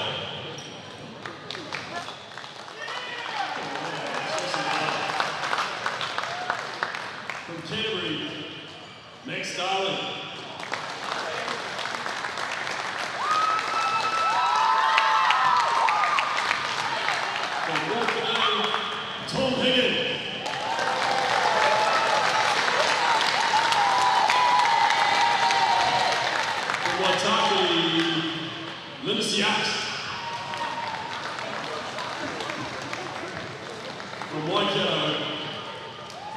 Joyce.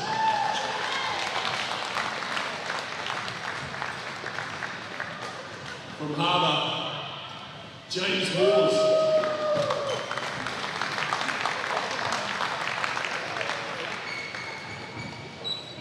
From Manawa 2, Larry Bird, Oscar Oswald.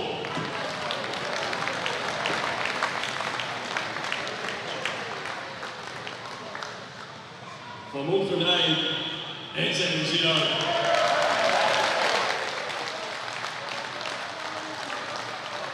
From Canterbury, Amos McDonald.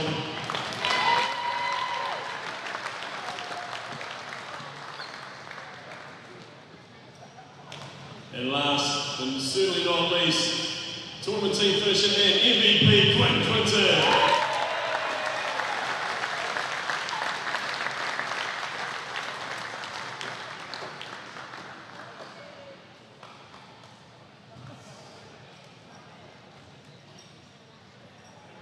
Big hand for our men's tournament team here. Thank you for our ceremony. Thank everybody for coming. Champions are going to come off the next limit.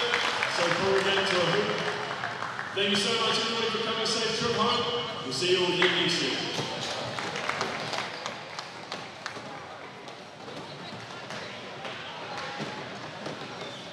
And from us at North Shore Event Centre at the Under-19 Championships, thanks for sticking around to watch that.